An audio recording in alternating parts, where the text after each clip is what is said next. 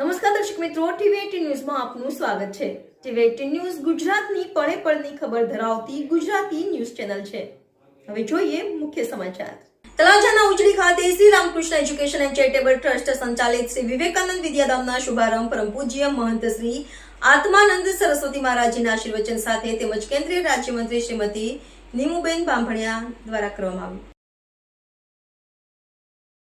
રાષ્ટ્રીય મહામંત્રી શ્રી મહંત શ્રી શંભુનાથજી ટુંડિયા તથા પ્રદેશ મંત્રી શ્રી રઘુભાઈ હુંબલ તેમજ પૂર્વ મંત્રી શ્રી આરસી મકવાણા, પ્રદેશ યુવા પ્રમુખ શ્રી પ્રશાંત કોરાટ, જિલ્લા ભાજપ અધ્યક્ષ શ્રી દિગ્વિજયસિંહ ગોહિલ પ્રેરકની ઉપસ્થિતિમાં શુભારંભ પ્રસંગ યોજાયો।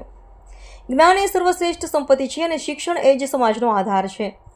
આવતીકાલના ભારતના ભવિષ્યના ઘડતર માટે આ વિદ્યાધામ મહત્વની ભૂમિકા ભજવશે। અહીંથી વિદ્યા અને સંસ્કારની સાથે ઉજાસની યાત્રા શરૂ થશે।